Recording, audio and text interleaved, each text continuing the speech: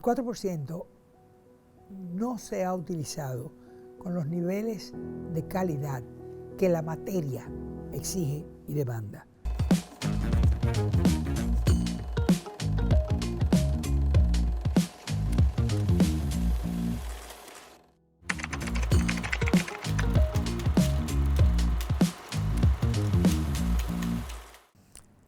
Al preguntarme cuáles fueron mis mayores logros hacia el sistema educativo dominicano, mi paso como alta funcionaria responsable del sistema educativo preuniversitario en la República Dominicana, yo podría decir, quizás con una sola declaración, que fue crear la conciencia de que la educación te llevaba a vivir mejor. Por eso la frase, educar es enseñar a vivir mejor. Si tú coges esa frase, tú te das cuenta que lo encierra todo. Lo encierra todo. Pero hubo todavía más allá. Y no quiero que sea la frase lo que sea el resultado. No, el resultado es lo que representa la frase. Y es que representa que hubo una mayor conciencia, la gente entendió que los niños debían ir a la escuela y de una cobertura de un 70 y algo por ciento que teníamos, que estaba entre las bajas de América Latina, saltamos y estábamos y estamos entre las más altas, en los altos 90. Entonces, eso es un logro que se presenta por sí mismo.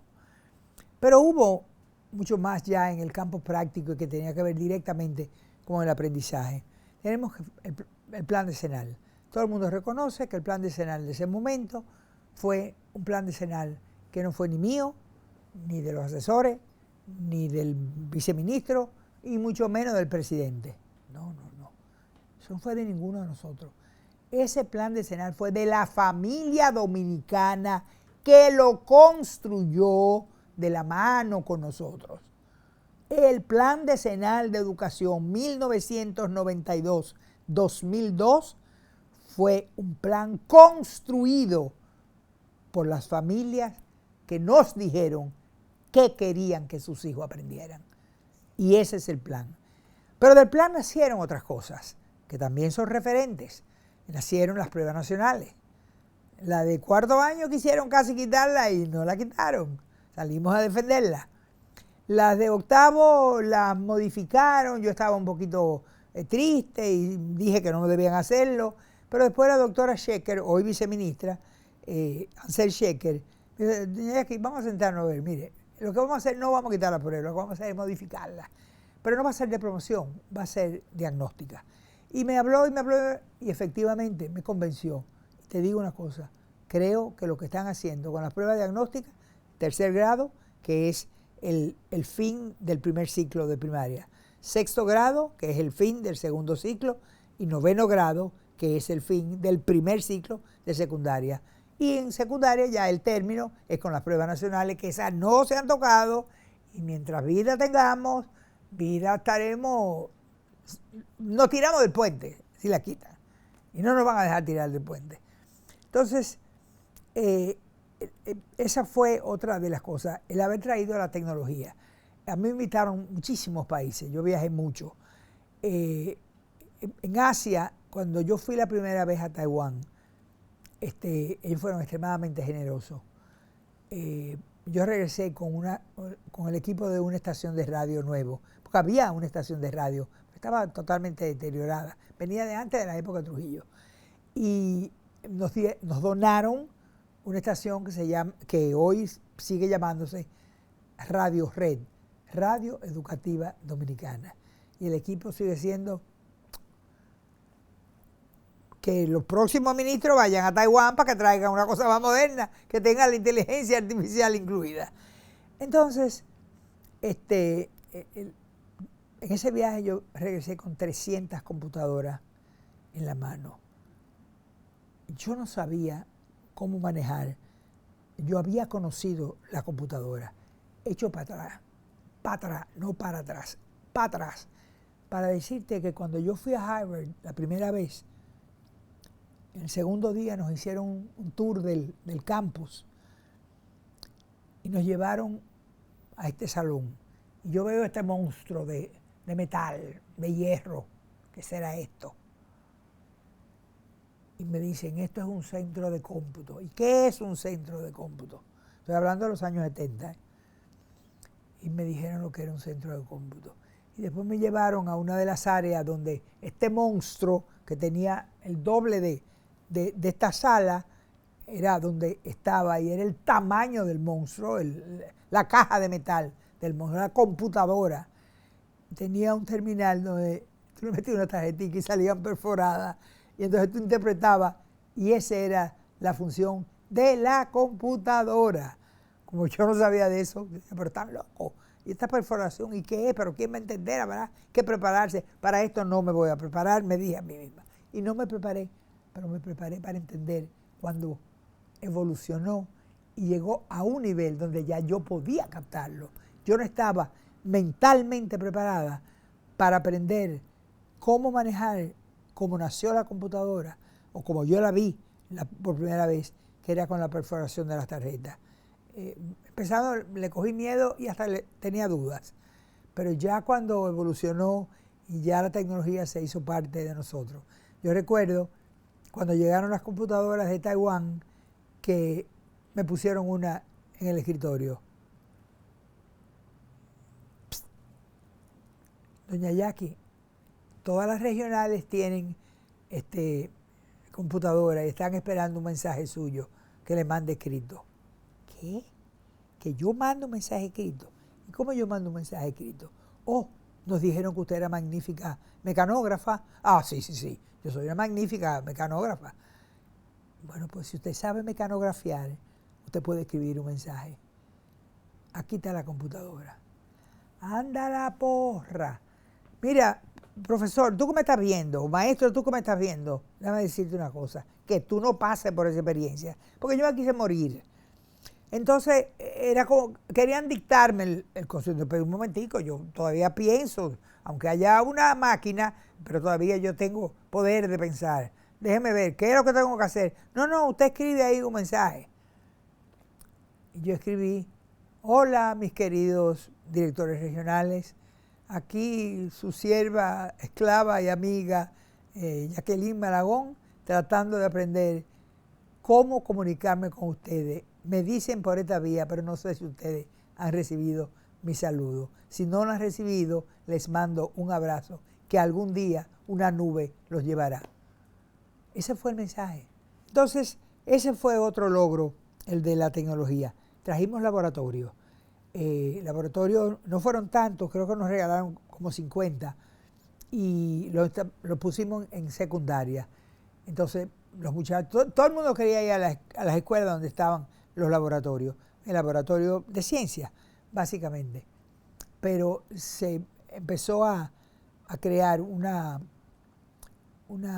curiosidad por la ciencia y eso fue muy, muy, muy valioso en ese momento. Estamos hablando del sector público. Ahora, si tú me dices, ¿pero qué ustedes hicieron por el sector privado? Te voy a decir, mire, hicimos una cosa magnífica que la familia del sector privado agradecieron muchísimo. No había textos, no se habían hecho textos. Y nosotros quisimos hacer el primer programa de textos nacionales. Eso nació del Consejo de Asesores. El grupo entero estaba en esa onda. Doña Jackie, hay que buscar dinero. Ajá. Y yo tengo cara de banco. Doña Jackie, hay que ir donde el presidente. ¡Wow! A pedir dinero. A pedir dinero. ¿Y para texto? Yo no creo que el presidente me va a dar para eso. Él no está muy contento con la educación. No la nuestra. No está muy contento con la educación, punto. Él fue también ministro de Educación. Entonces, como que dice, doña Jackie, tiene que ir, pídele prestado 10 millones de pesos. ¡Prestado! Al presidente Balaguer, prestado, 10 millones de pesos. Bueno, me convencieron. General Pérez Bello, tengo que ver al presidente, me urge hablar con él. Voy al despacho del presidente, lo saludo, ¿cómo está usted? Bien. Digo, mire, presidente, yo quiero que usted me preste 10 millones de pesos, porque voy a hacer un programa de textos para todos los niños. En el sector público va a ser gratis, en el sector privado lo vamos a vender, con lo que vendamos en el sector privado vamos a financiar lo del sector público. y yo le voy a devolver sus 10 millones de pesos. Presidente, yo le voy a devolver los 10 millones de pesos. El grupo que ha creado esto junto conmigo está seguro y ellos saben mucho. Si dicen que, presidente, le vamos a devolver los 10 millones, pues mira, nos prestaron los 10 millones. Se hizo el programa de texto con las casas editoriales. Trajimos de Colombia un señor que ya yo conocía, que habíamos traído para los centros APEC de educación a distancia, especialista en redacción de textos. Lo trajimos y dio un curso a los escritores de libros de texto de las casas editoriales. Un cursillo como de 3 meses. Cómo debía enfocarse, estamos hablando de los años 90, principios de los 90, cómo debía enfocarse la redacción del libro de texto. Fue un éxito enorme. Todo el mundo participó. Vendimos los libros con los cuadernillos en el sector privado a mitad de precio de lo que pagaban por la matemática, por la ciencia, por sociales, igual o mejor contenido, a la mitad, mínimo la mitad de precio. Y como eran grandes volúmenes, nos dejaba mucho dinero. Por supuesto, eso no era un negocio. Ese dinero financiaba los casi 2 millones de niños que teníamos en ese entonces, que recibieron los textos, los recibieron gratis. Y a los cuadernillos, que eran los libros de ejercicio, le pusimos 10 pesos. Bueno, más de la mitad del país no podía dar los 10 pesos y se los regalábamos. Yo me acuerdo de las monjas cuando venían al despacho, ay, mire que tenemos 4 colegios, pero entonces 10 pesos. Hermana, se les regala, olvídese los 10 pesos. Pero el tema era que también se creó conciencia aquella familia que, oye, mi hijo va a tener un cuadernillo de ejercicio con 10 pesos, pues yo doy los 10 pesos. Yo, con gusto. Lo que podían lo daban con gusto. Entonces, ese fue otro resultado de la gestión.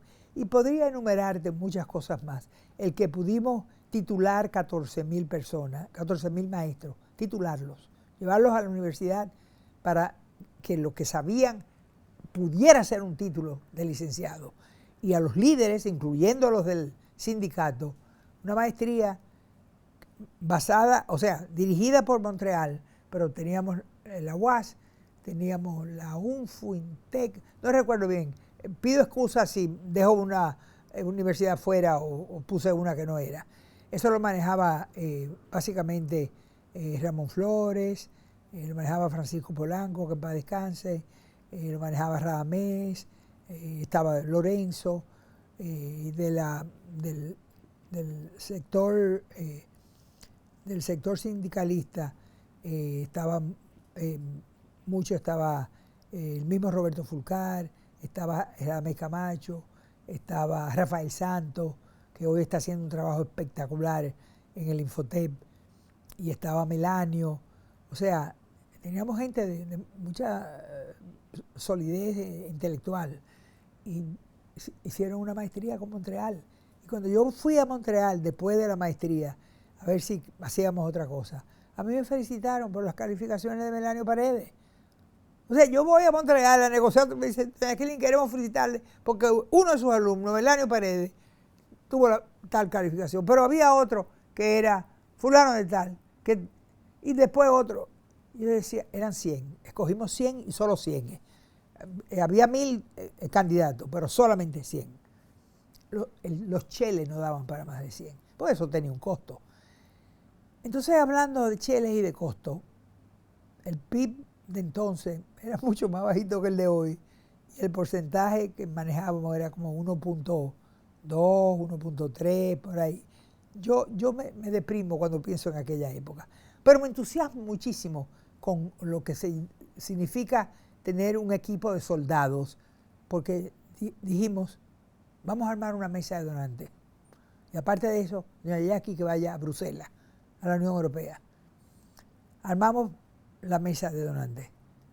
Aquí no sabían lo que era una mesa de donantes.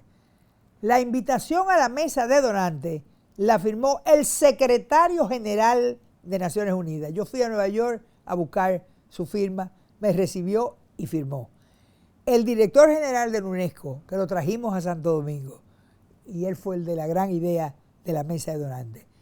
Y lo firmó Hay gente que no lo quiere creer, el presidente Balaguer. Que él supiera lo que estaba firmando, yo no lo puedo asegurar. Pero yo sí sé que él firmó y él sabía que yo le estaba diciendo que íbamos a ir a buscar dinero. A buscar dinero porque no había dinero. Entonces, le dije, presidente, yo no puedo presidir esta delegación y yo quiero que vayan de todos los sectores. Tiene que presidirla la doctora Liceló Marte de Barrios, que es ministra de Hacienda, ministra de Finanzas, una mujer con dotes de liderazgo internacional, mi amiga personal. Ella me lleva un par de años, pero estuvimos en el mismo colegio. Y ya yo había hablado con Liceló y Liceló me ha dicho que sí. Y el presidente dijo, bueno, si usted cree, no se apure que ya yo tengo los cheles para el grupo.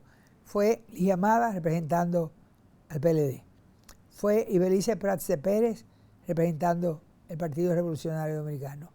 Y para que no le diera un ataque de asma a mi amiga Ibelice, que se me fue muy pronto, llevamos al marido, llevamos a Mario, que fue uno de los anfitriones del grupo, porque Ibelice le gustaba mucho de la cercanía del esposo ahí. Fue el presidente de la ADP, Sigfredo Cabral. Fue Gustavo Tavares y su esposa, pero nosotros no pagamos el viaje de ellos. Fue Monseñor Agripino, fue Lorenzo Guadamuz, fue, no recuerdo si fue Francet. El tema es que se hizo realmente, era multisectorial. Era multisectorial, estaba la iglesia, los empresarios, las ONG, los sindicalistas y los partidos políticos. Y nosotros regresamos de París con 300 millones en la mano. Hoy en día 300 millones lo pasan en una hoja en la Cámara de Diputados y en el Senado, como si no fuera nada. Pero en aquel entonces, 300 millones de dólares, era mucho dinero. Entonces después de eso, ese dinero estaba, no era que daban 300 millones y lo poníamos en el banco, no. El país tiene que saber que ese dinero venía circunscrito a un proyecto que fue el que compraron en la mesa de donantes. Todo fue en función de proyectos. Comprarlo significaba que, por ejemplo, China decía, este proyecto nosotros lo vamos a financiar. Entonces, para nosotros era un dinero, eran 25 o 30 millones de dólares, era como si lo tuviéramos en la mano, pero nosotros no manejamos físicamente nada de eso. Cuando yo fui a la Agencia Mundial de Alimentos, que está en Roma, había desayuno escolar cuando nosotros llegamos a la escuela, al ministerio. En las escuelas de la frontera tenían desayuno escolar y estaba financiado por organismos internacionales y grupos católicos. Cuando yo fui y conseguí que ampliaran la donación, nosotros llegamos hasta 500,000 estudiantes. Pero oye, qué maravilla. Eso fue motivo de inspiración a todas las gestiones posteriores. Hoy en día todo el universo de los niños en el sector público y los que están en jornada extendida, son 4 comidas al día. Los que no están en jornada extendida tienen 2, desayuno y merienda. Pero la jornada extendida tienen desayuno, merienda, almuerzo y una merienda cuando los padres lo vienen a buscar. Entonces, el efecto que tiene la jornada extendida, yo creo que no me equivoco cuando digo que la idea o la implementación o las primeras escuelas de jornada extendida, yo trabajaba con Josefina Pimentel y creo que Josefina, que era la ministra, creo que fue Josefina que las armó. Y si no fue Josefina, pues le pido excusa a quien se me haya olvidado. Pero como he sido asesora de todos los ministros, entonces me puedo confundir. Y decía en esta semana, en un conversatorio de Educa, auspiciado por el Banco Popular, estaban hablando del costo de los paros de las escuelas. Cuando el sindicato para, cuando el sindicato hace huelga, se ha estudiado, los matemáticos, me imagino que la inteligencia artificial ha llegado a la conclusión de que cuesta 760 millones diarios, le cuesta al país el que paren un día de clase. Cuando paran una semana, imagínate tú, los millones que están ahí. Y yo oí eso y pedí la palabra y le dije, me parece magnífico, de seguro ese número dio cuadrado, pero hay un costo que ustedes no están tomando en cuenta, y el costo de la mamá que cuando fue a la escuela no podía dejarlo porque la escuela estaba cerrada. Entonces ella no pudo ir al trabajo, tuvo que volver a su casa con el niño porque no podía dejarlo solo. Tuvo que hacerle desayuno, tuvo que darle merienda, tuvo que hacer el almuerzo y tuvo que hacerle cena. Pero esa mamá no trabajó ese día. Entonces, el dejar de percibir y además tener que gastar es un costo que tú lo sumas y el costo es mucho mayor que los 760 millones diarios. Lo que le cuesta a la familia, le cuesta al país. Es una cuestión de cálculo que viene de nuevo porque aprendimos a ser críticos, aprendimos criticidad, aprendimos a ver más allá de nuestras narices. Y la verdad es que todo el mundo estuvo de acuerdo. Y me dijeron, sí, claro, nadie estuvo en desacuerdo. Y yo no lo traje a colación porque no lo supieran. Era simplemente señalando que el impacto de un paro, porque estamos con los benditos paros. Pero déjenme decirle algo. Un paro es mortal en la vida de un día del niño. Las consecuencias son de una magnitud que no podemos cuantificar de manera particular. ¿Cuáles? ¿Cuánto? ¿Dónde? ¿Y cómo? No podemos, pero el daño es terrible. Y esto es algo que nos ha dado mucho trabajo con el sindicato. Mucho trabajo. El paro no es la solución de lo que ellos buscan, de lo que demandan. Yo sé que ellos tienen razón muchas veces cuando dicen que hay escuelas destartaladas. Es verdad, todavía hay escuelas destartaladas, hay escuelas que no tienen agua, hay escuelas que no tienen luz, hay escuelas que no tienen ventanas, o si la tienen están todas rotas. Hay escuelas que no hay suficientes pupitres para todos los niños. Yo he visto niños sentados en laticas de pintura de esas de un galón que la usan como si fuera un asiento o en bloques de cemento. Ponen dos bloques uno arriba de otro y ese es un asiento en un aula. Yo lo he visto con estos ojos. O sea, no te estoy hablando mentira, lo he visto. Pero parar la escuela no es la solución, porque si la solución fuera que no estuvieran, el niño que buscó la latica para sentarse era porque quería escuchar una clase. El niño que buscó los dos bloques de cemento y se sentó sobre ellos, ese niño tenía interés de estar en el aula. Entonces, no lo prives, no le quites el alimento del alma. Respeta que la Constitución, por encima de la necesidad humana, la Constitución que ordena nuestro país, le da el derecho de que él tiene la educación libre, gratuita, inclusive y de calidad. Por Dios, no cierren la escuela. No cierren la escuela. Amenacen con que van qué sé yo, a tirar un misil a la luna, lo que sea. Pero no priven a los niños un día de aprender. Yo no estoy de acuerdo que si les gusta o no les gusta el ministerio, que si les gusta o no les gusta los asesores que estamos ahí, si les gusta o no les gusta lo que se está enseñando. Todo eso es sujeto de ser evaluado y de ser corregido. Ahora mismo, si tú me preguntas si yo estoy contenta con el currículo actual, que ya se ha dicho en varios escenarios, ministro de Adecuación, que el currículo actual. Yo revisé el de secundaria. O sea, yo no puedo hablar mal del currículo porque lo revisé, hice un informe y las cosas que revisé, creo que las observaciones las tomaron en cuenta. Pero casi 2 años después de ese ejercicio, yo creo que estamos enfrentando la necesidad de una transformación curricular de nuevo. Porque hace 2 años y pico no teníamos la inteligencia artificial. La inteligencia artificial empieza a ser notoria. No digo que nació, puede que haya nacido cuando nació Cristo, pero en noviembre del 2022, noviembre de 2022, es cuando viene Elon Musk con el OpenAI y presenta la inteligencia artificial. Yo no la conocí en noviembre, la conocí a fines de diciembre, porque mi hijo, que vive en Tampa, donde yo voy cada 6 meses, mi hijo vive de la tecnología, él hace tecnología. Él construye tecnología, él vende tecnología.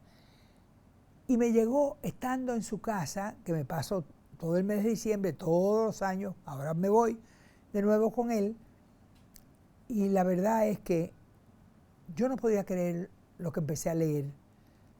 Primero, yo no había oído nunca hablar de Elon Musk. Si me hubiera sido Gates o qué sé yo, o Bezos de Amazon, eran figuras cuyos nombres, como que estaba más en el medio. Pues mira, me puse a leer.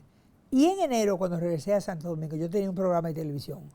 Hablan los educadores, que siempre estaré muy agradecida a don Julio Batista, que me dio un espacio totalmente gratis para que yo los miércoles hablara en hablan los educadores. Y la audiencia era mayormente de profesores, de docentes. Había días que sabíamos que teníamos 800, había días de 1500. Un día excepcional teníamos 3000 en la audiencia. Pero aunque fuera uno que tuviera y ese escuchara una experiencia o el invitado que yo llevaba para que hablara de la sociología o hablara de los embarazos adolescentes, cómo manejar ese tema en la escuela, o hablara de la violencia en la escuela y buscaba un experto, o hablábamos de ética y buscaba un filósofo con gran experiencia. Siempre encontré a alguien que era top of the top. O sea, eran los que tenían como íconos intelectuales los estándares más altos, estaban representados en la gente que yo llevaba a entrevistar. Yo aprendía de ellos. Ahora, ¿cuál era mi responsabilidad? Y eso no lo dejaba nadie, era el guión.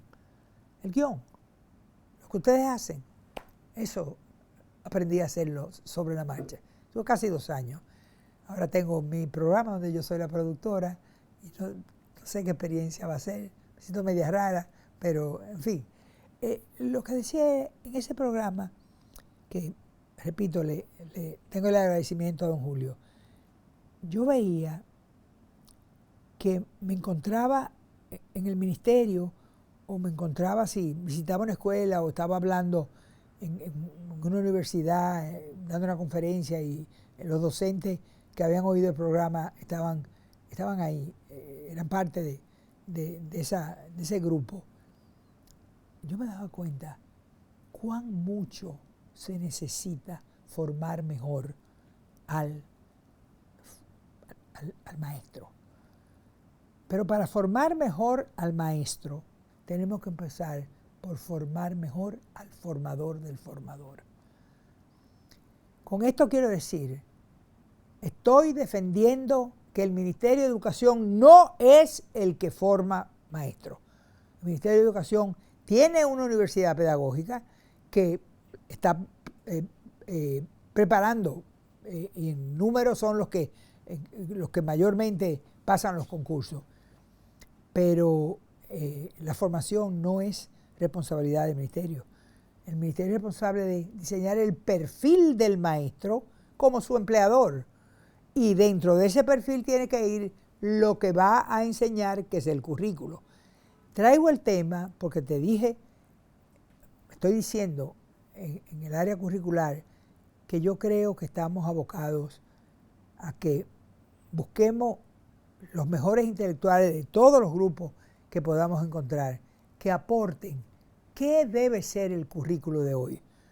Oye, porque es que con la inteligencia artificial, yo que dije la tenemos en el currículo actual, no la podemos tener en el currículo actual. Eso no se ha trabajado de esa manera, empezando porque la ley no ha salido. La ley está en el Senado, la ley está en la Comisión de Educación Superior que hoy preside el senador Rafael Duluc Rijo. Hay 6 senadores más, todos muy comprometidos, trabajando muy seriamente en esto. El presidente del Senado fue el que nos dijo, vamos a armar un grupo que pueda empezar a hablarse de inteligencia artificial en los niveles de más calidad para llegar a la ley. Esta ley no puede hacerse rápidamente. Esta ley no puede manipularse. Esta ley, según la UNESCO y Naciones Unidas, y la Unión Europea no lo manda, pero lo hicieron, es una ley que nace de la ética. Y si no nace de la ética, esa regulación que manda la ley no va a tener buenos efectos. No los va a tener. Entonces, termino el tema de currículo convencida de que tenemos que sentarnos de nuevo. Japón lo hizo hace ya 2 o 3 años y eliminó todo lo que enseñaban y concentró los saberes del nuevo japonés, que no es un japonés para Japón, es un japonés global, para el mundo global. Y lo dejó en 5 áreas de trabajo, 5 áreas. Y Uruguay se metió en lo mismo. Uruguay lo hizo con 10 áreas, pero tenía más y lo concentró en 10 áreas. Nosotros tenemos 12, 13 áreas. Yo no sé si lo debemos concentrar en 10 o lo debemos concentrar en 5 o en 7. Yo ni he hecho, ni debo hacer, ni soy quien para hacer ese ejercicio. Yo sí creo que conozco grupos que están conmigo o que yo estoy con ellos. Por ejemplo, la Comisión de Educación de la Academia de Ciencias, que tiene los que hemos sido exaltados a la academia por el legado que hemos dejado en el país. Entonces, los que estamos ahí, se supone que somos todos expertos. Entonces, tanto ese grupo como el grupo de los intelectuales, de mis apóstoles intelectuales, son grupos donde se pueden sacar, se puede armar un think tank, un grupo de pensamiento que se siente 1, 2, 5, 10, 30 días juntos. ¿Qué debemos enseñar? Y ese qué debemos enseñar debe responder a las necesidades de la sociedad de hoy. En este país queremos avanzar, todo el mundo se queja de la educación. Yo no puedo defenderla nada más que decir, estamos haciendo lo más que podemos. Hay muchísimas limitaciones. Y el mismo sindicato, para unas cosas es muy bueno, para otras cosas no es tan bueno, porque cuando paran la escuela, pues ahí tenemos problemas. Pero se están haciendo esfuerzos, pero necesitamos un poco más de esfuerzo. Y ya yo no lo veo que sea gobierno, que sea Estado, que sea presidencia, que sea ministro o sea ministerio. Yo creo que esto es una responsabilidad de todos. Y este país tiene profesionales brillantes, tiene profesionales de gran valía, de una formación humanística, de una formación realmente que trasciende la historia de la educación de hoy. Y esa gente debemos sentarla y sentarle y decir, ¿qué le enseñamos al niño y al joven de hoy para una República Dominicana de mañana? Incluyendo en esa República Dominicana de mañana los que se van, que luego nos mandan la remesa, que es la principal fuente de riqueza en divisa, no es el turismo. Perdona, David, no es el turismo. El turismo da empleo, el turismo es maravilloso todo. Pero como generador de divisa es la remesa. Porque la remesa no está comprometida ni con impuestos, ni con... viene de fuera. Lo que ganan los hoteles, las cadenas, los restaurantes, etcétera, va para afuera. Va para afuera. Y los turoperadores se quedan con una parte de ese dinero. Entonces, no estoy despreciando, óiganme bien, porque me voy a defender si alguien se atreve a decir lo contrario. No desprecio, estoy diciendo desde el punto de vista de democratizar la economía. La remesa la democratiza porque llega a todos los rincones y a donde llega son los rincones que más la necesitan, son los rincones más vulnerables. Entonces, esa riqueza está democratizada y no paga impuestos. Yo recibo de mi tío o de mi papá o de mi abuelo, recibo $100. Yo no voy a pagar impuestos, pero esos $100 yo voy al colmado y yo compro $20. Pero los $20 que compré están llegando a la riqueza del Estado, porque eso pagan impuestos. Sea que, aunque el colmado no esté legalizado, el colmado compra productos que pagan impuestos. Entonces se crea una cadena de riqueza. Pero, yo quisiera que cuando se van del país buscando unas oportunidades mejores, se fueran entrenados. Y ese entrenamiento de los grupos vulnerables, de los muchachos que tienen menos posibilidades, el Infotep es el que tiene que prepararlo.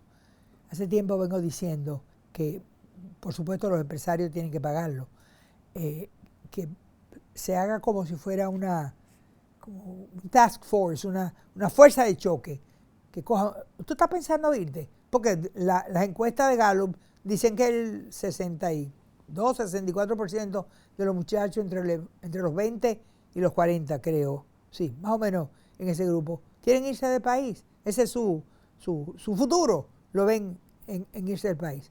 Pero si se van y no saben de nada, limpiar el baño, barrer calles, recoger nieve, vamos a llevarlo más preparado, porque la remesa va a ser mayor. Si él gana más, él va a traer, va a mandar, vamos a recibir más riqueza. Y esa riqueza está en las manos del pueblo. Ese no es que me lo produjeron. No tiene que ver con el puente, con la carretera, ni con la escuela que se construye. No, esa riqueza llega a mis manos. Esa riqueza está democratizada en el país completo.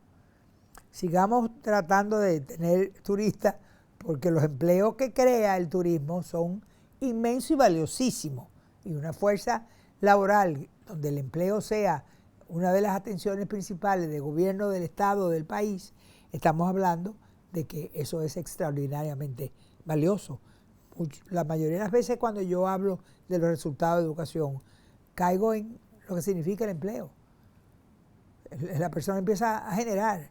Que yo salí del Infotep donde llegué con un 8º grado. Perfecto, tú estás ganando al mes 50,000 pesos. Hoy en día nadie vive con 50,000 pesos, pero él gana 50,000 pesos. Eso es lo que le pagan y es mejor que no tener nada. Pero ese muchacho con 8º grado, con esos 50,000 pesos, si hace su bachillerato y lo puede hacer de noche, y llega después y resulta que como va aprendiendo, va mejorando el salario. Llega 2, 3 años después y no son 50, ya tiene 65, 70. Se mete en la universidad, se hace un profesional. ¿Y cuántos profesionales hoy en día no han salido a la palestra pública en República Dominicana y dicen que vienen del hoyo de Chulín, que vienen de Jumurucú, que vienen de la loma de Cabrera, que vienen de una loma donde yo encontré en lo alto de los cerros, no sé qué montaña era, qué cordillera era, una profesora en los alrededores de Moca, y cuando fui a ese cerro y vi esa escuela, dije, oh my God, oh mi Dios, es posible. Es posible. Esa señora había hecho su licenciatura con un trabajo enorme. Ella estaba en una clase con 20 y pico de niños. Y yo vi la cara de los niños, antes que escuchar lo que ella decía, la cara de los niños me decía que esos niños estaban embobados, oyendo a la maestra. Yo me senté atrás. Había 2 o 3 sillas vacías. Me senté atrás y me quedé en la clase. Y yo aprendí. Yo aprendí de esa maestra. Yo aprendí, inclusive, cómo manejar desde el punto de vista visual y de gestos. Y yo estudié teatro. Cómo manejarlo para que los niños estuvieran todos atentos. Y yo después decía, pero es que mira, es que es posible. La gente está muy pesimista, la botella se ve media llena, no media vacía. Vamos todos a pensar que es posible salir de esto. Y como dijo Educa para su seminario Aprendo, la transformación posible es posible. Si nosotros hicimos algunos cambios y creamos unos precedentes que todavía se reconocen y no teníamos dinero, entonces el dinero no es el factor. Porque yo estoy segura que a ti te encantaría preguntarme algo de dinero. Pregúntame lo que tú quieras de dinero. El tema no es el dinero. El tema es la voluntad política que está por encima del dinero.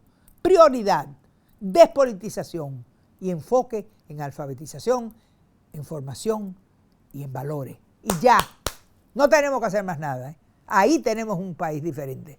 Ahí sabremos cómo manejarlo de Haití. que no creo que se sabe cómo lo está manejando. Ahí sabremos qué hacer con quien viene ahora de presidente de Estados Unidos, que no sabemos cómo nos va a ir. No sabemos cómo. Entonces, podemos transformar y no toma mucho. En inglés dice, it doesn't take a lot. Perdone que haga una referencia en inglés, pero es que yo estudié en colegio inglés y después mi universidad, excepto la de la UNFU, fue en Estados Unidos. Entonces, es posible la transformación. El país tiene posibilidades. El dominicano es inteligente. El dominicano es tan inteligente que todos estos tigres en La Victoria o en Najayo o en la de, qué sé yo, de Higüey, donde están las cárceles, tienen montados unos centros de comunicación donde hackean la cuenta de todos nosotros, las tarjetas. Pero estos muchachos quizás no saben ni leer. Y si saben leer muy mal. Y tienen la capacidad para hacer daño, porque no pasaron por la escuela que les enseñara a hacer el bien. Entonces no es cuestión de esto, es cuestión de esto. Es aprender para vivir mejor.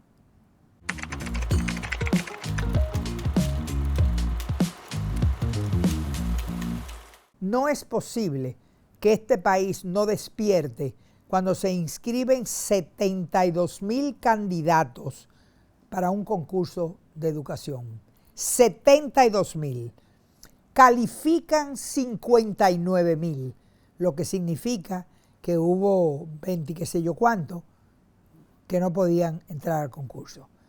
De esos 59,000, hay 4 ámbitos en los que se miden. Y en el primero, todo el mundo saca 100. Pero todo el mundo saca 100. Es la pregunta, ¿tienes tu vocación para enseñar? Si dicen que no, no siguen al segundo ámbito. Todos contestan que sí. Esa pregunta es excelentemente respondida. Ahora, de esos 59,000, ¿cuántos llegaron al ministerio para poder ir a un proceso de inducción? Estamos hablando de 13,000. 59 menos 13, 40 y pico mil. Eso es una desgracia. Es una desgracia. El tema de que no sabemos si los 13,000 que pasaron son tan buenos como los mejores, porque entonces hay diferentes categorías. Ahora con la evaluación de desempeño, yo estoy sumamente preocupada y estoy respaldando 100% el Ministerio de Educación. Al ministro, los viceministros, todo el mundo, lo estoy respaldando. Y lo digo abiertamente, estoy con el ministerio. No puede ser que los que se queman en la evaluación de desempeño se le dé un incentivo de 17% de dinero, económico. No puede ser. No puede ser. Eso es como cuando yo daba clase en la universidad, la que se quemaba que la llevara a comer a un sitio, o me la llevara al paseo que teníamos. Yo fui varias veces con un grupo a Miami, grupo de estudiantes, que armaban un viaje y yo era la chaperona. Pues mira, la verdad es que no puede ser.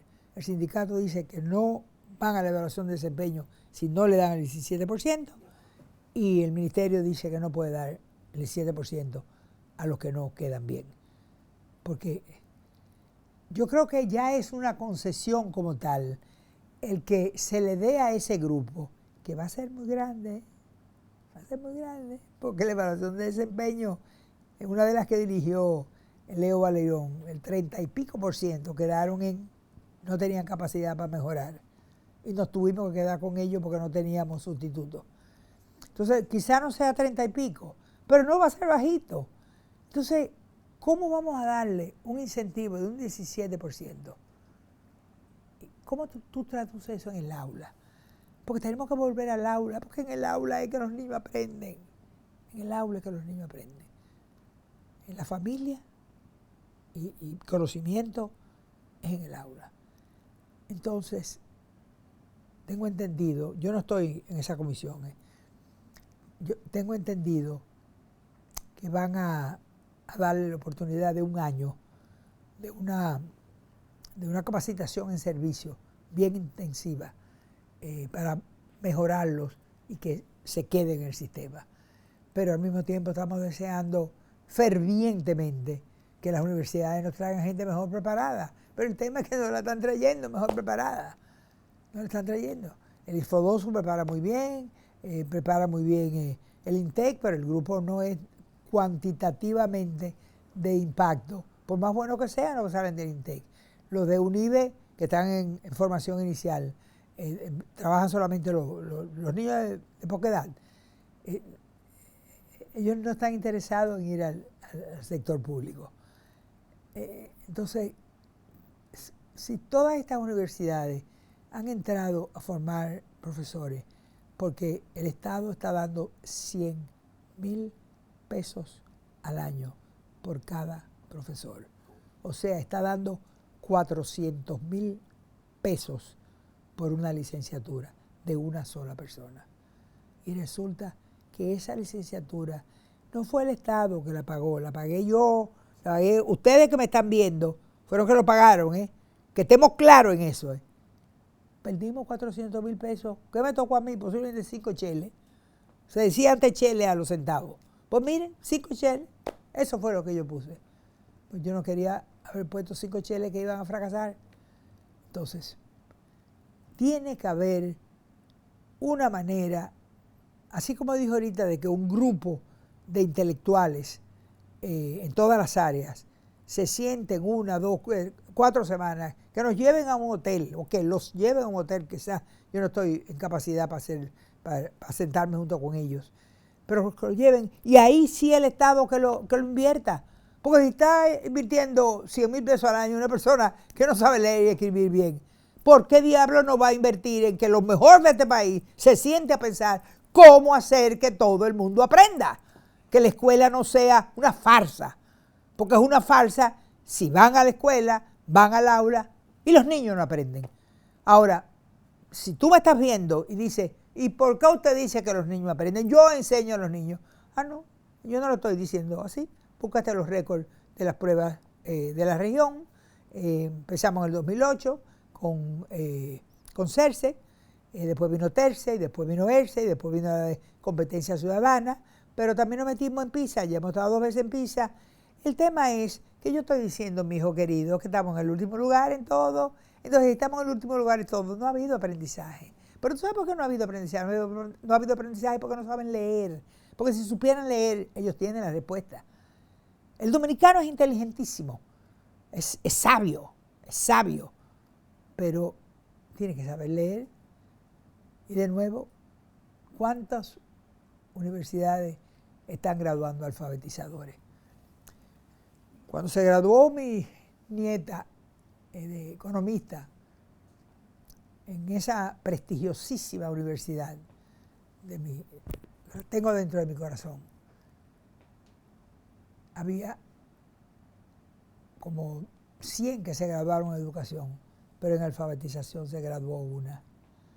Y dije, pero ¿cómo es posible que solamente una se interese? Yo estoy de acuerdo que es de lo más difícil que hay en educación, es enseñar a leer. Y hoy en día, con la cuestión de las neurociencias, que en mi época no existían, yo nunca oí de neurociencia, así como no oí de inteligencia artificial, yo no oí de neurociencia. Hoy en día, le empecé a oír hace 20 y algo años, he ido leyendo, oyendo conferencias, viendo aquí, leyendo allí, viendo neurocientíficos. Tenemos un grupito de chicas que se han graduado, doctoradas en Teachers College de Columbia University en neurociencia, aplicada a la lectura. Una de ellas fue oradora invitada de la Cátedra Magistral de Educación, doctora Jacqueline Aragón, que la creó la UNFU hace unos 10 años, y ya está en su séptima, octava versión. Ahora el orador invitado de este año es el doctor José Mármol, el del Banco Popular. Va a hablar como humanista, como filósofo, como poeta, como un hombre que se ha distinguido en las letras y ha trascendido las fronteras dominicanas. Él estuvo recientemente, me enteré, en Bulgaria. ¿Qué hacía José Mármol en Bulgaria? Como que no es un sitio para ir de vacaciones, medio de estas guerras que están por esos lares. Y fue la puesta en circulación de uno de sus libros, que lo tradujeron al búlgaro. Ese José Mármol va a ser el orador invitado de la Cátedra Magistral de Educación Jacqueline Maragón. No es público que me estoy yendo, no es para que yo hable. La cátedra sí es un reconocimiento, no deja de ser un homenaje, debe ser más allá de por vida. O sea, las cátedras magistrales generalmente, cuando la persona pasa a un mejor mundo, siguen su nombre toda la vida, porque es un espacio que se crea alrededor del nombre de una persona que ha hecho algo por la sociedad. En ese sentido, yo doy las gracias, digo 2 o 3 cosas, pero quien habla es el orador invitado. En la cátedra hemos tenido al vicepresidente de Diálogo Interamericano, que era presidente de PREAL, Programa de Reforma Educativa América Latina. Tuvimos a la doctora Denise Bayan. Denise Bayan es la autoridad número 1 que se conoce en el continente como formadora de docentes. Tenemos a Marcela Gajardo, una chilena. Marcela hace un trabajo extraordinario, ella es ejecutiva de PREAL. Tenemos el director de Educación del Diálogo Interamericano, Ariel Fitzpaine. Una cátedra fabulosa.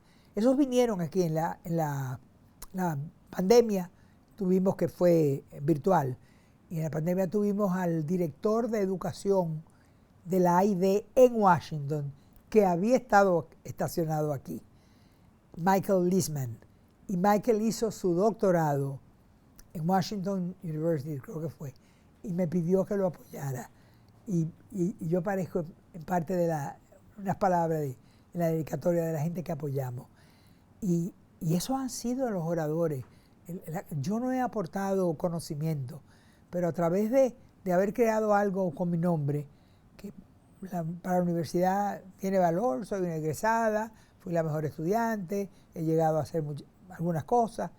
Entonces, yo lo acepté. Mis hijos me dicen, pero mami, ¿por qué tanto homenaje? Hay que aceptarlo, porque los homenajes te traen el ejemplo de aquel que premias. Y presentar el ejemplo en una sociedad que a veces tú piensas que va en decadencia, hay oportunidad de levantarse. Y la oportunidad de levantarse te viene generalmente de una inspiración. Yo vivo inspirada, y cuando me siento, ay, pero es que esto no es posible, que no se puede, me recuerdo de Gustavo Tavares, y digo, pero es que Gustavo me hubiera dicho, Jackie, sí se puede, búscalo por aquí, hazlo por allí, habla con fulano, pon esto, vamos a buscar. Entonces, si Gustavo tenía el ánimo de decir que se puede, pues yo fui su discípula, yo tengo que aprender a decir que se puede. Y eso es lo que Educa ha hecho con este seminario Aprendo. La transformación es posible.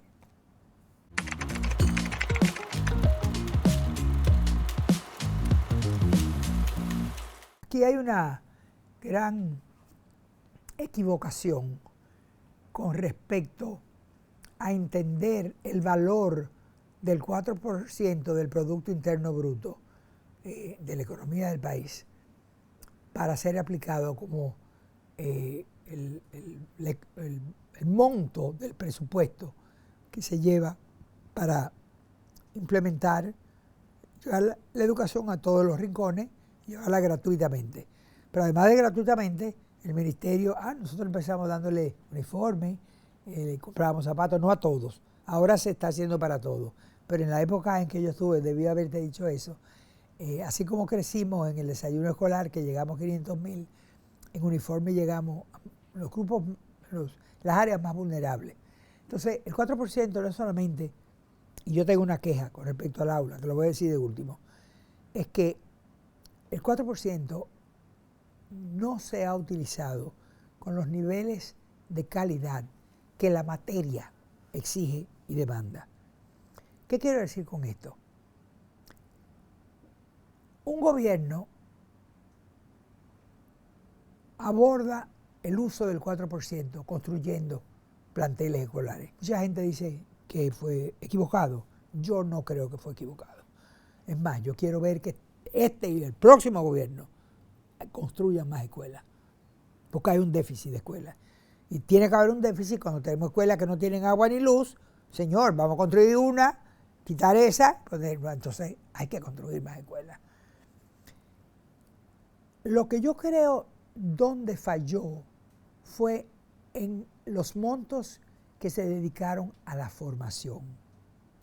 Si sabemos que tenemos un déficit en la formación, que la calidad del egresado en términos generales, que no se me ofendan los fenómenos de los maestros, que yo soy la primera que le da el abrazo y le reconoce y le digo que aprendo de ustedes, soy yo.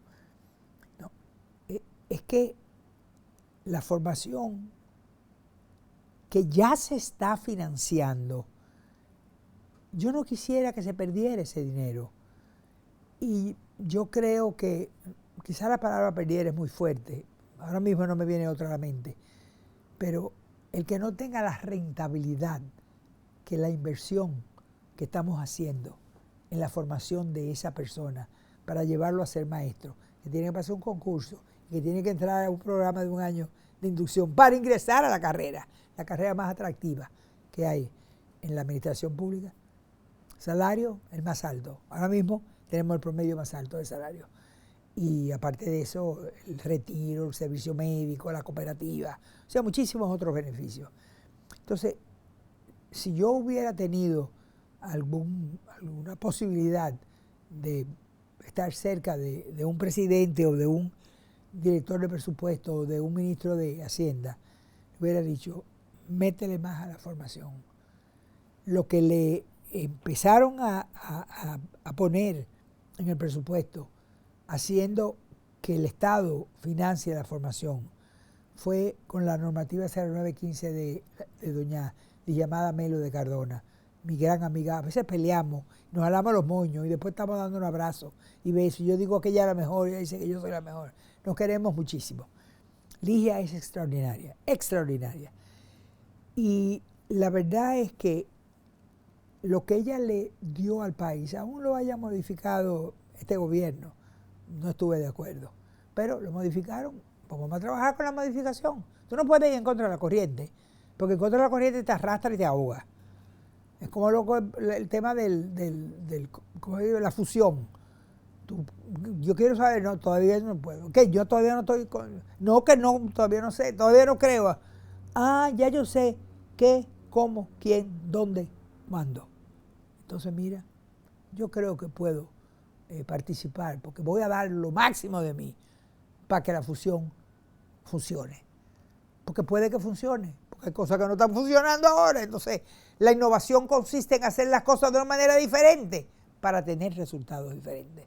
Entonces, si estamos buscando resultados diferentes, pues vamos a ir por cualquier camino. Vamos a ir. Así que yo estoy respetando la normativa 0123. Fue del 2023, enero del 2023. Entonces, yo creo que el 4% no está siendo bien utilizado. Hay dos cosas que quiero decir. Primero, que en este momento no se está cumpliendo con la ley, porque si aplicamos la ley, no es el 4%. Ya la ley era progresiva. Ya ese 4% debe estar en el 5.1%. Y lo he hablado con el economista del ministerio. Me ha dicho, sí, debía estar sobre el 5%. Pero nos hemos estancado en el 4%, porque ya el 4% es muchísimo. Estamos hablando de 300.000 millones este año, o 309.000 el año que viene. Confusión. Pero 309.000, y la gente piensa, ¿pero por qué tanto dinero si no estamos produciendo los aprendizajes que se requieren? No basta lo que enseña el Infodep. Es muy valioso, pero si tú te pones a pensar, ¿quién paga el Infodep? Es la nómina. Es el 1% de la nómina de los sectores productivos. Y yo soy de las que opina que el empleado público, el gobierno debe pagar por él. No sé si el 1% de la nómina, pero tiene que haber una manera, porque lo grande es que el Infodep está al servicio de las instituciones del Estado. O sea, le estamos financiando capacitación.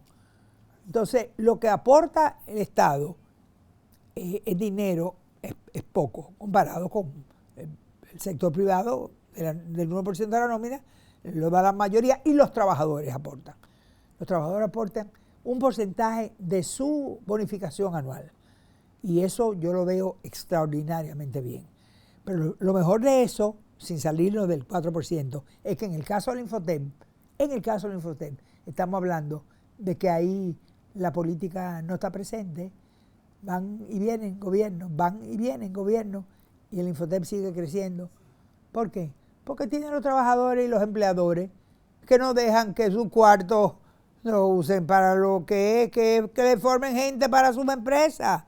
Y el trabajador va a prepararse mejor, porque él como trabajador, si se prepara mejor, va a ganar más dinero y va a tener una vida mejor.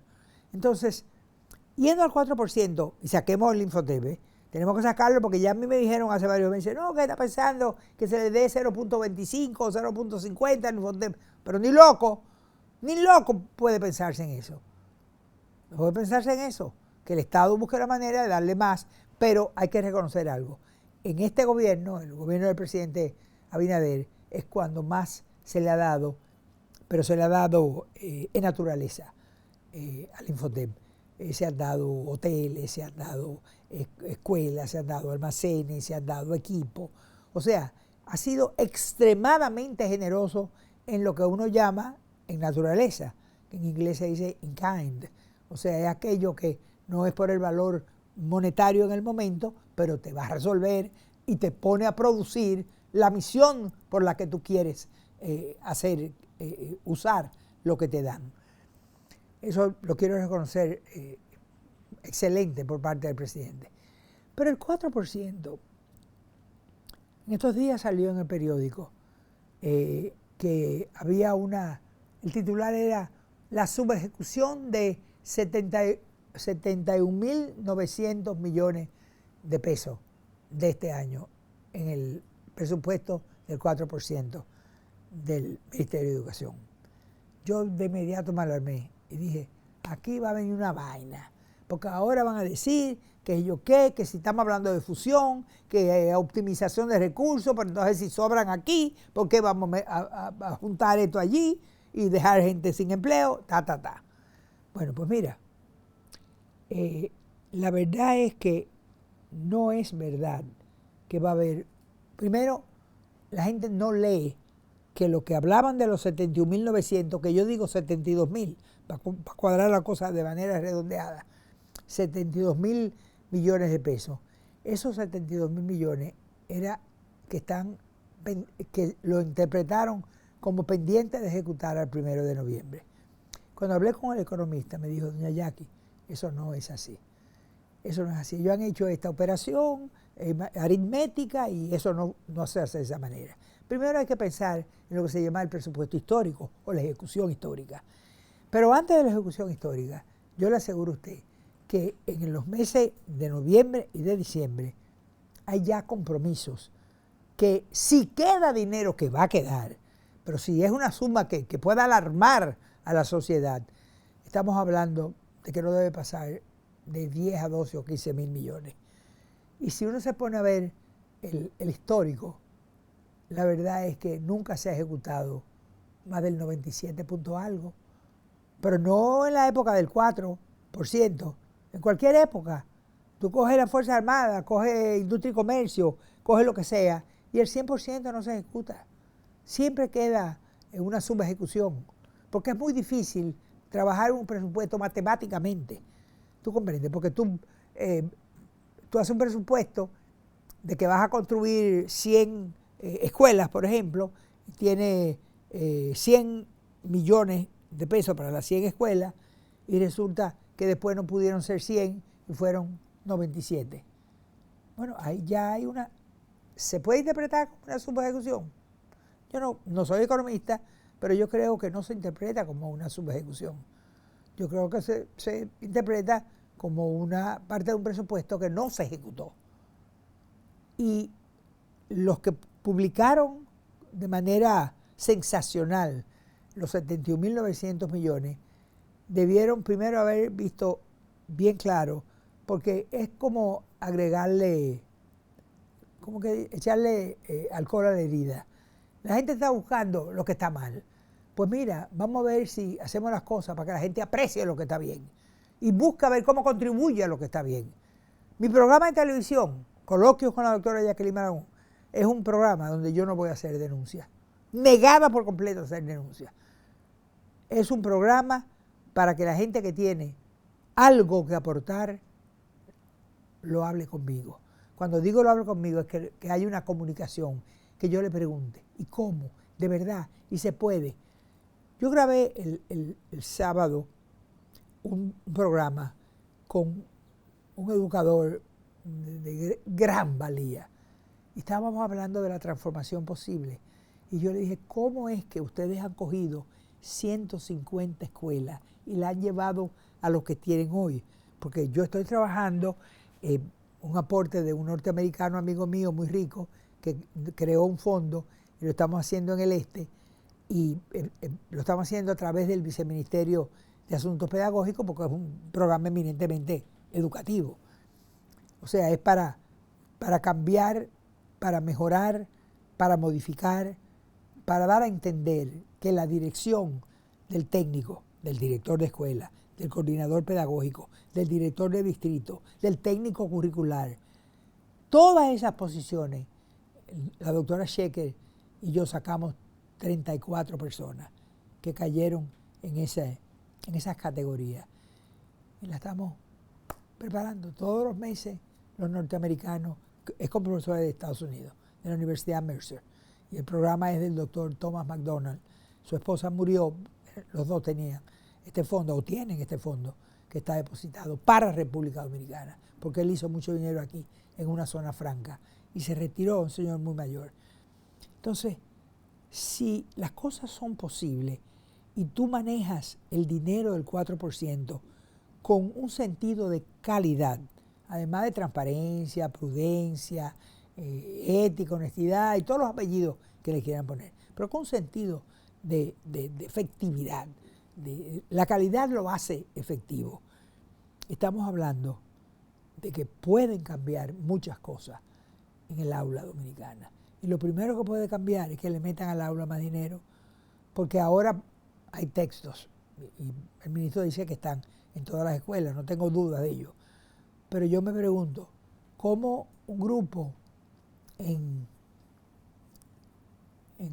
Villa Trina, que tienen un aula de primer grado, 45 niños, cuando no debe tener más de 20, pero tiene 45 niños, y la maestra no es alfabetizadora, pero está alfabetizando? ¿En qué escriben los niños? Bueno, no tienen hoja porque no hay resma de papel. No ha llegado el dinero de la descentralización que debió haber llegado y que tiene atraso. Entonces, vamos a buscar marcadores para que los muchachos vayan identificando los colores a medida que van aprendiendo las letras. Ah, no, pero es que no hay marcadores, ni hay lápices tampoco, ni hay bolígrafos. Ahora tenemos textos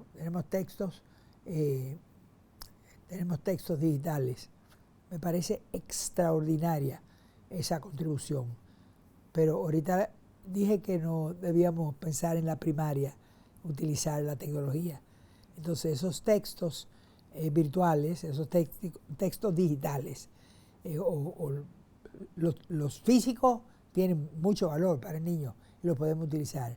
Pero no es que tampoco que no vayan a pensar los maestros que me puedan estar viendo que yo no quiero que se use tecnología en la primaria, no. Se puede utilizar, quien no la puede utilizar en las manos es el niño. Inclusive yo he llevado a un Leo Valerón, que es un psicólogo que ha vivido su doctorado en psicología en la educación y su maestría en educación de una manera intensa y efectiva. Y Leo dijo cosas que a mí me impresionaron. El hecho de mover la mano, de escribir, eso ayuda a la fuerza motriz del brazo del niño. Pero si el niño está en una computadora en esto, eso le hace quizá la palabra es atraso a su desarrollo motriz. Y de manera intelectual, el niño no se está comunicando. No es comunicación. Porque el niño a los 6 años, a los 7 años, en Suecia le pidieron que firmara.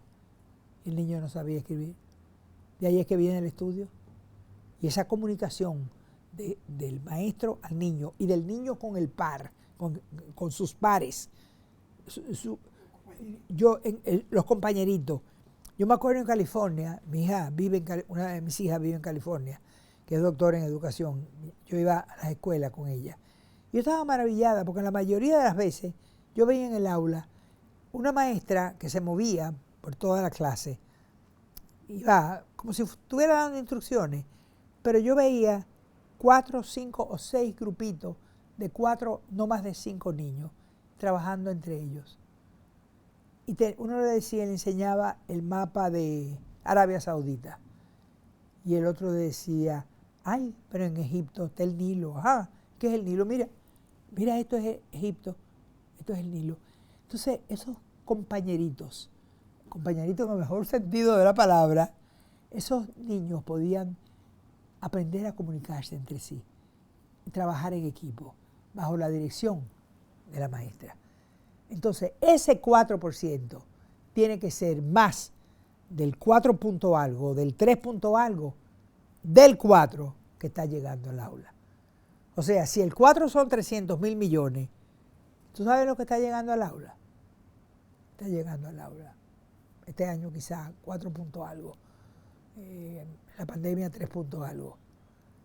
Entonces, no puede ser así. Si Ligia Amada estuviera oyéndome, viniera y me dijera, Jackie, llega más del 3 punto algo o 4 punto algo.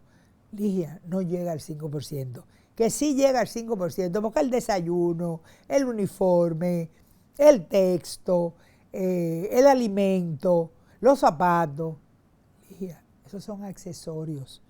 Para aprender no los necesitas. Te hace más fácil la vida del niño, le da más comodidad, más posibilidades, sobre todo a la familia. Pero a mí no me dieron ni zapatos, ni uniforme, ni alimentación, ni textos. Mi mamá y mi papá lo compraban, con mucho sacrificio, pero lo compraban. Entonces, para aprender, no tiene que necesariamente pensarse que eso que yo le llamo accesorio, puede que la palabra esté equivocada, que un gran educador dominicano o internacional me diga, no, Jackie, no le llaman accesorio, pero no encuentro cómo llamarlo de otra manera. Entonces, ese educador tiene que ver que en el aula, no llegar al 5% del 4% que me asignaron en el presupuesto y que el Congreso aprobó. Eso no es suficiente. Pero no es suficiente porque la calidad del gasto no está primando. Acuérdate que hay una gran politización en el sistema. No voy a hablar del sindicato porque ya un día de esto me van a sacar del país. Pero ese 4% debe ser más. Y si viene la fusión, como parece que va a venir, tienen que buscar más dinero. Si no, nos vamos a estancar. Nos vamos a estancar. Porque no estamos formando bien a los profesores y no estamos invirtiendo más para que sean mejores. Entonces, la inversión no es rentable. Yo creo que eso, el público que me escucha, creo que puede aceptar que use una frase correcta. No es una inversión rentable y tenemos que hacerla rentable.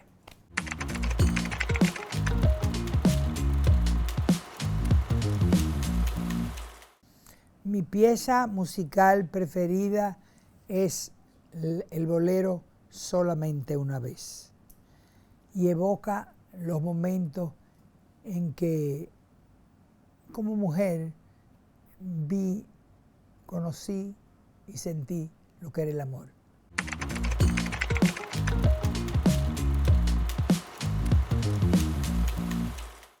Un autor alemán, Stefan Zweig, escribió entre otros libros uno que se llama 24 horas en la vida íntima de una mujer. Ese libro me marcó. Todo lo que se puede hacer en 24 horas. Ese libro lo recuerdo en mi adolescencia, en los años de los 30, los 40, los 50, leía mucho. Hoy no leo novelas, hoy las escucho. Estoy asociada a Blinkist y Blinkist me da la novela en 25 minutos, me la da en audio o me la da para que yo la lea. Porque yo estoy leyendo de educación, de inteligencia artificial, estoy leyendo de economía, estoy leyendo de ciencias políticas, porque como no tuve una formación profesional completa en esas áreas, de las que sí tuve, todavía puedo crecer, y de las que no tuve, puedo aprender.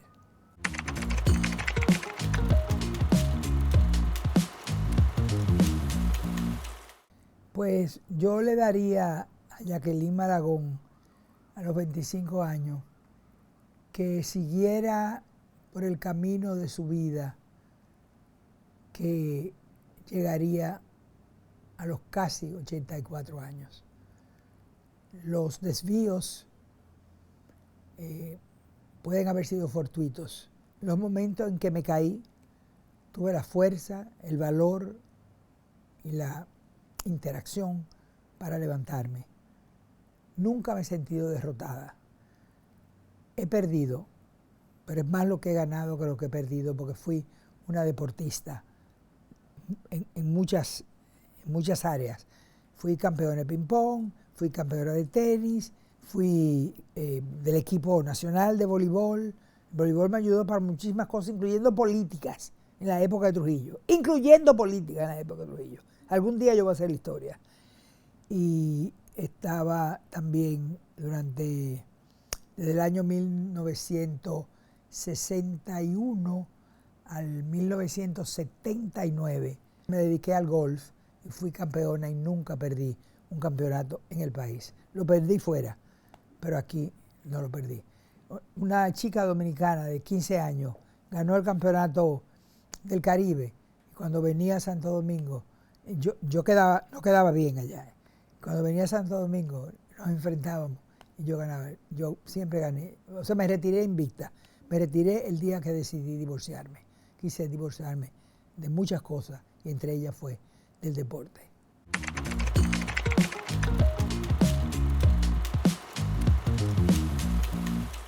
Bueno, de mi vida personal tendría que pensar también, que no he querido hablar de familia, tendría que pensar que de mi vida personal, lo que viene de mis hijos, o de mis nietos, o de mis bisnietos, es lo más valioso, es lo que más felicidad me produce. Pero como había dicho a lo largo de este conversatorio, cuando uno ya tiene los hijos, los ha formado, los ha educado, cree que los ha educado bien, que le di la formación en el hogar. A veces mujeres que trabajamos, que en aquel entonces no éramos todas, hoy en día son todas, las universidades están así, de mujeres, los hombres que anden con cuidado. Tengo un tema con eso y lo estoy hablando públicamente, pero pienso que ya después que tú llegas a una edad en que estás sola, porque no tienes compañero, ni lo estás buscando ni lo tienes. Quizás pudiste haberlo tenido, pero por los hijos, o por la profesión, o por la sociedad, por lo que fuera, no lo tuviste. Entonces, tú te casas con la gloria, pero no la gloria para ti, sino la gloria para otro. Porque cuando yo te conté lo de la joven que me dijo, venga para enseñarle esto en la computadora, y yo vi el frente de un palacio escolar que decía Escuela Primaria Jacqueline Maragón. Eso vale la vida. Cuando me celebraron el Estado, el gobierno, los 50 años en educación, una misa en la catedral, y fueron muchos exalumnos míos, las ofrendas fueron todas simbólicas a la educación. Un niño llevaba texto, otro llevaba lápiz, otro llevaba marcadores, otro llevaba hoja de papel. Fue lindísimo y todos habían sido estudiantes míos. Todos habían sido estudiantes míos. Cuando el cardenal, que fue que ofició la misa, con 2 o 3 sacerdotes más que eran muy míos, me dijo, Jacqueline, ven y di algo. Yo me paré y fui. Yo nunca he dejado de pararme y hablar. El tema es que cuando fui, hubo algo que dije, que es lo que te va a contestar la pregunta. Una sola vida que yo hubiera cambiado como consecuencia de mi dedicación a la profesión de enseñar hubiera hecho posible que yo sintiera que valió la pena vivir. Eso en el ámbito profesional. En el ámbito personal ha valido la pena vivir por los 4 tesoros que tengo. Esos 4 tesoros me pelean y que no haga esto y me quieren dirigir y esto. Y yo me dejo llevar, a veces no me dejo llevar, y lo consulto y no lo consulto. Pero el tema es que estoy muy orgullosa de todos, muy orgullosa. Los quiero con locura, pero les hago saber que yo tengo ya una vida individual. Y como una mujer sola me refiero que no tiene pareja, no me interesa tener pareja. Tengo muchas amistades, muchas. Mis hermanas de colegio tienen un valor de ni que corriera la misma sangre por las venas de todas. Estoy hablando de mis amigas más queridas, más íntimas, que por un lado son Damaris de Filló, Polita Barceló y María Luisa Velázquez Liman. Y también está la amiga inglesa Maureen Walsh, viuda Tejeda, y está Olga Margarita Rodríguez. Las de colegio, que fueron las 3 primeras, tenemos 72 años de amistad íntima. Una murió, después en el grupito más amplio han muerto otras, pero la que éramos así concentrada, el eje, somos las 4 que estamos sobreviviendo, llevando sobre los hombros la carga de la vida y haciéndola más ligera. No tanto para nosotros, porque ya los hombros aguantan cualquier cosa, pero hacerla más ligera para los otros.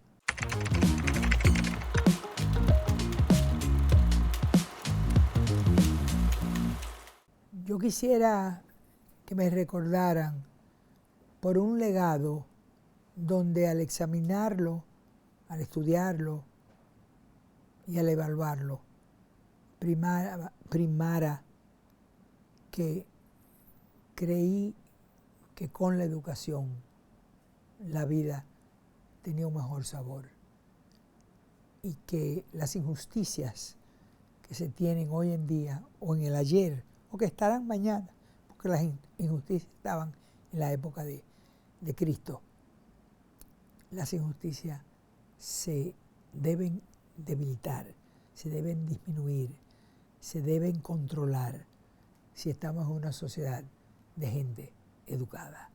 Entonces, siempre tengo que decir que educar es enseñar a vivir mejor.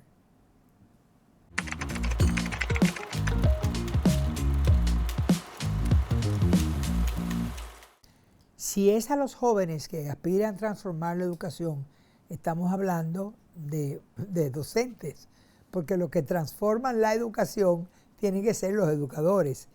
No significa que si el gobierno hace una inversión, o si un organismo, o si un país, o si una familia no deja, o sea, hay transformación, pero la transformación a la que tú aludes es la transformación que hace la transformación de la nación. Y la transformación de la nación solamente puede lograrse a través de un capital humano bien formado, que esté a través del empleo, a través de la producción, a través de los valores que primen en la sociedad, la ética, la moral y los principios ciudadanos que deben haberse construido en la escuela y en la familia. Que sepan que la familia es parte de la formación de ese niño. Y que entre todos podemos hacer un mejor país donde haya mucha riqueza, pero no riqueza para unos pocos. La riqueza tiene que ser para todos, absolutamente para todos.